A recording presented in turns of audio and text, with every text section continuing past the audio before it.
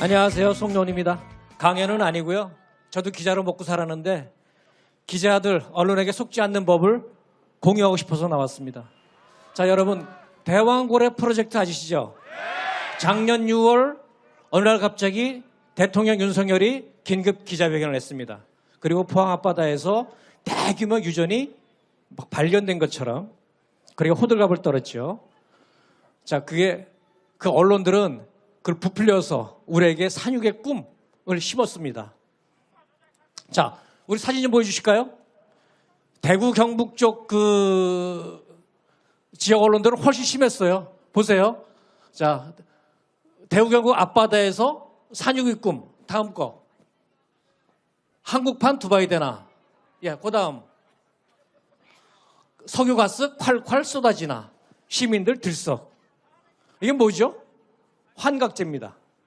환상을 심어주는 거죠. 왜 그랬을까요? 그 당시 한번 상황을 보자고요. 그 당시에 윤석열은 어떤 처지에 있었는지. 무능합니다. 경제 엉망이었어요. 고금리, 고환율, 고금리, 고물가. 선거제는 뭐라 그랬죠? 대파 한 단에 875원. 무능하다는 걸 다 드러냈잖아요. 의료 사태 왜 나왔습니까? 선거 앞두고 선고행이었어요. 의대장원 2천 확정 들려서 의사들 반발을 유도해서 의사들을 압수수색하고 소환하고 그래서 야 역시 윤석열이 잘하네 이러려고 했던 겁니다. 선고행이었어요. 그리고 의사들 반발을 어떻게 수습 못했잖아요. 지금도 해결 못하고 있잖아요. 그것만 그래요? 부산 엑스포 꽉 났잖아요. 5천억이가 그렇게 썼다고 했단 말입니다. 디올백 문제, 최수근 해병 문제 결국 뭐 하나 해결한 거 없고 나라는 엉망진창이었어요. 총선에서 대패했습니다.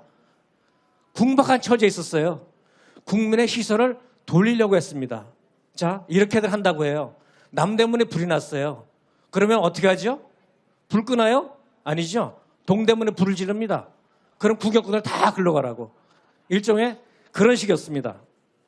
자, 다음 사진 보여주시겠습니까? 여러분, 사실보도가 뭘까요? 사실보도란 말이죠. 이런 겁니다. 이거 보시겠어요? 사실은 맑은 날이에요. 그런데 저 조그만 구멍으로 보면 물탱크에서 물이 새입니다. 저 작은 구멍으로 보면 비 오는 날이 되는 거죠. 사실이 왜곡됩니다. 사실보도란 말이죠. 전체적인 모습을 보여주고 전체적인 맥락을 이해하고 그래서 종합적으로 판단할 수 있도록 도와주는 게 사실보도예요. 보여주고 싶은 것만 그거 보여주는 게 그게 사실보도가 아닙니다. 자, 그래서 우리 그 대왕 프로젝트가 어떻게 됐나요? 그 다음 좀 한번 보여주십시오. 산자부에서 발표했죠. 시추해보니까 없더라. 실패했다는 겁니다. 다음 거 보시겠어요? 자, 중앙일보도 톱입니다. 요 밑에 보면 정무적 영향이라고 있어요. 1차 발표할 때 대통령이 발표할 때 정무적 판단이 개입됐다. 정무적 영향이 있었다. 그 정무적이 뭐예요? 정시 쇼라는 거예요. 대국민 사기극이었다는 거라고요. 그 다음 보여주시겠어요? 자, 한겨레도 다 일면 톱이에요. 다 일면 톱이라는 굉장히 중요한 뉴스라는 겁니다. 국민에게 꼭 알려야 될 만한 아주 중요한 보도라는 거예요. 그런데 조선일보에는 일면 톱이 아니었어요. 사진 없는데요. 14면 저 뒤에가 있었어요. 왜 그랬겠어요? 알리고 싶지 않았던 겁니다. 국민이 몰랐으면 하는 거예요. 알리고 싶지 않았던 거죠. 자, 또 하나 있습니다. 아까 정무적 판단이 개입됐다 그랬잖아요. 조선일보 기사에는 그게 없어요. 사실 정무적 판단을 했다는 게 정무적 개입이라는 게 굉장히 중요한 가치가 있는 거거든요. 중요한 팩트예요. 그 팩트를 빼고 보는 겁니다. 알리고 싶지 않았던 거죠. 사기기라는 거. 왜? 누굴 위해서? 윤석열을 위해서 했던 것이죠. 국민을 위해서가 아니라. 그 다음 거 좀 보여주시겠어요? 자, 이거 보신 분들도 많을 거예요. 사실은 뒷사람이 칼 들고 앞사람을 쫓아가는 거예요. 그런데 한 부분 보여주면 가해자, 피해자가 바뀝니다. 저런 식으로 보여주고 싶은 하나의 사안을 구성하는 여러 가지 팩트가 있는데 그 중에서 내가 보여주고 싶은 것만 딱 골라서 보여주면 가해자와 피해자가 바뀝니다. 본말이 전도됩니다. 그러니까 미디어가 이런 식으로 저 사람들을 속인다는 건데요. 이건 말이죠. 우리 현실 한번 대입해 보자고요. 계엄령? 계엄령인데 계몽령이라고 하잖아요. 네? 계몽령이라고 하잖아요. 윤석열 체포하는 거, 윤석열 구속영장하는 거, 어떤 신문은 그렇게 하잖아요. 그걸 왜 체포하냐고, 왜 구속하냐고, 마치 죄 없는 사람인 것처럼. 네? 뭐 대통령은 인권이 없나? 본말이 전도되지 않습니까? 수사에 응하지 않잖아요. 전체적으로 보여줘야 되는데 어느 한 부분 빼서 보여준단 말이에요. 그런 식으로 서부법원에 어떤 난입해서 폭동을 일으킨 것도 그렇고, 지금 헌재도 계속 흔들어대는 것도 그렇고, 어떤 의도를 갖고 의도에 맞는 사실만 꼬투리를 잡아서 부풀려서 우리들을 홀리고 있는 거예요. 우리를 속이고 있는 거라고요. 왜 계속 헌재를 흔들어댈까요? 제가 보기에는요, 조선일보나 저쪽에서 윤석열을 지키자 그러는 게 아니에요. 윤석열은 버리더라도 지금의 분위기 있지 않습니까? 그거들 이 분위기를 선거 때까지 계속 끌고 가자는 거예요. 어떤 그런 의도가 있는 거라고 봅니다. 언론 함부로 믿으면 안 됩니다. 뭐든 할 수 있어요. 일단 그런 의심부터 시작하셔야 됩니다. 다음 거 하나 보여주시겠어요? 그럼요. 우리 시민들이, 제가 이 얘기하는 거는 언론개혁 힘들어요. 근데 누가 해야 되느냐? 우리 시민들이 똑똑해지면 됩니다. 우리 시민들이 속지 않으면 언론 시장에서 나쁜 언론 퇴출시킬 수 있습니다. 이거 코로나 팬데믹 때 나왔던 만평이에요. 잠깐만 얘기해 볼까요? 아버지와 아들이 소를 끌고 갑니다. 그런데 누가 뭐라 그러죠? 바보같이 왜 소를 그냥 끌고 가지? 타고 가면 될 텐데. 그래서 아버지가 탔어요. 아버지 갔더니 아버지가 말이야 자기만 탄다고, 어린애 학대한다고. 그래서 애를 태웠더니 애를 버릇없이 키운다고. 그래서 둘 다 탔더니 소 학대한다고. 그래서 그다음에 이건 만평인데요. 저런 식으로 모두 꼬투리 잡아서 본말을 전도할 수 있다는 거. 그게 속지 말자는 얘기예요. 자, 이 얘기를 우리 좀 순서대로 자, 이 얘기를 꺼낸 거는요. 엊그젠가요? 국회 내란 청문회에서 임종득 국회의원이 얘기했잖아요. 곽종근 사령관이 이를테면 민주당 의원들에게 회유돼서 대통령이 끌어내라고 한 거는 아니라는 거죠. 회유돼서 그 얘기했다 그랬잖아요. 그리고는 그날 오후에 헌재 심판정에서 윤석열은 뭐라고 했냐면, 홍장원 국정원 차장 그리고 곽종근 사령관, 이걸 보니까 내란 프레임을 만든 거 아니야 이거죠. 내란 음모설을 퍼뜨렸어요. 그러고 나니까 조선일보가 그거를 컬럼도 속에서 확대 재생산합니다. 그러니까 어젠가요? 국힘의 윤상현 의원이 나와서 뭐라 그랬죠? 다 이거 매수설, 그 사람은 매수됐다, 다 음모다, 특검이 된다, 다 막 만들어 가잖아요. 그런데 속지 말자는 겁니다. 자, 괴벨스 사진 하나 보여주시겠어요?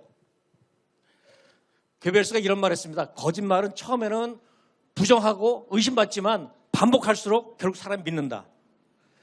좀 전에 얘기했던 이 사람들이 회유됐다는 둥, 음모가 있다는 둥, 그 사람들이 바보라서 그런 얘기 할까요? 아닙니다. 계속 반복해서 거짓말하게 되면 사람들이 처음에 안 믿지만 조금씩 뭐가 있나? 뭐가 있어서 그런가? 그런 얘기 한다는 거예요. 그러면서 지금 나오죠. 여론조작하고 언론에서 떠들어대면 사람들이 둔중심리가 있습니다. 다른 사람들 얘기하면 그런가 봐, 내 입을 다물게 돼요. 지금 그런 음모 같은 게 좀 전에 얘기한 말이죠. 임종득이라든지 윤석열이라든지 조선일보라든지 그다음에 윤상현까지 쭉 이어지는 일련의 어떤 음모설, 회유설, 매수설, 이게 각각 파편적으로 따로따로 일어난 걸까요? 우연히? 저는 이런 의심을 해요. 야, 저 뒤에서 누군가가 이 각본도 짜고 배역도 정해주고 연출까지 하는 거 아니야? 이런 의심까지 든다니까요. 속지 말아야 됩니다. 하나 더 보여주세요. 지금 어떤 신문을 보면요, 괴벨스가 한 거 그대로 따라하는 것 같아요. 지금 나치가 부활한 것 같아요. 나치가 말이죠, 나경원 씨는 며칠 전인가 그 나치가 선거로 뭐 정권 그거 아니에요. 그 전에 무엇이냐? 국회의상에 방화하고요. 백주의 대낮에 반대파들 테러하고요. 공포 분위기 조성했어요. 선전선동 이런 선전선동으로 사람들을 장악을 한 거예요. 공포 분위기 이런 걸로. 그 중 하나 뭐냐? 증오, 분노를 계속 퍼뜨렸습니다. 나치 때 분노, 증오의 대상 누구였죠? 유대인. 내가 힘들게 사는 거는 내가 지금 어려운 거는 다 유대인 때문이야. 유대인 우리 못 살게 했어. 지금 어떤 일 벌어지고 있죠? 중국인이 다 했대요. 부정선거도 하고 중국인도 우리 힘들게 산대요. 아니 지금 실제로 자 그렇게 해서 그 중국 혐오의 원조가 누가 하냐면 트럼프 대통령이에요. 코로나 때 계속 그 차이나 중국 혐오를 부추겼거든요. 그리고 어떻게 됐죠? 중국 혐오 때문에 미국에서 아시안 헤이트, 아시안 혐오 그런 게 일어났어요. 그래서 어느 애틀랜타 찜질방에서 총격 사건이 있었어요. 6명이 죽었습니다. 4명이 한국 사람이에요. 우리가 피해자가 됩니다. 몇 년 전만 하더라도요. 한류 덕분에 유럽이나 어디 여행 가면은 한국 사람? 코리아? 와 한류 이랬었어요. 근데 트럼프나 우리 조선일보도 그랬는데 트럼프 그러면 우한 바이러스 중국에 대한 혐오를 계속 조장하니까 유럽에 어디 교민이 그런 얘기 했었습니다. 버스 타러 나갔는데 그전에는 동네 사람들이 아는 척하고 그러더니 그때니까 중국 혐오가 한참 진행이 될 때는 사람들이 슬금슬금 피하더래요. 그 혐오의 피해자가 우리도 된다는 거예요. 그런 거 하면 안 됩니다. 그 혐오에 당한 사람들이 우리 많이 당했습니다. 손혜원, 조국, 윤미향 그 혐오 증오에 당했습니다. 김대중 대통령에게는 빨갱이 그 프레임 계속 씌웠잖아요. 노무현에게 어떻게 했습니까? 길 가다 넘어져도 다 노무현 탓했어요. 다 노무현 때문이라고. 그렇게 그분을 잃고 나서 우리가 그랬잖아요. 지몬미 지켜주지 못해서 미안하다고 그랬잖아요. 그 다음에 문재인 정부 5년 내내 문재인하는 거 다 꼬투리 잡아와서 혐오했습니다. 그 다음에 이재명이라고 그러겠잖아요. 그런 혐오 속지 마시라는 겁니다. 정말 그 짧은 시간에 충분히 얘기는 못 드렸습니다만 지금의 이 분위기가요. 선거 끝날까지 계속 이어질 겁니다. 저는 나치가 서울에서 대한민국에서 지금 부활한 것 같아요. 네? 어떤 공포 조성하고요. 험악한 분위기를 계속 끌어갈 거예요. 자, 마지막으로 이거 말하겠습니다. 언론 개혁이 쉽지가 않아요. 왜 쉽지 않냐면은 진보 진영 민주 정권이 그 정권을 잡았을 때는 언론 개혁하려고 그러면은 저쪽에서 뭐라고 하냐면 언론 자유를 침해한다. 언론을 길들이게 한다. 언론 탄압한다 그래요. 그래서 참 손대기 힘들어요. 근데 보수 정권이 정권 잡으면 어떻게 하죠? 자기들 언론과 유착해요. 미운 언론 손봐주잖아요. 바이든 날리면 그리고 그런 것이 비일비재하게 일어난다고요. 근데 결국 어떻게 돼야 되느냐? 우리 시민들이 똑똑해지면 됩니다. 우리 시민들이 숙지하면 됩니다. 여러분 광고 있지 않습니까? 과장 광고 있잖아요. 광고도 정보예요. 과장 광고 처벌받습니다. 허위 광고 처벌받습니다. 부당 광고 있잖아요. 경쟁 상품 막 험담하는 거 그것도 처벌받습니다. 과장 광고가 과장 왜곡 보도예요. 때면 허위 광고가 가짜 뉴스예요. 그럼 속으면 안 됩니다. 자, 이제는 우리 시민들이 똑똑해져서 나쁜 언론 우리 힘으로 퇴출시킵시다.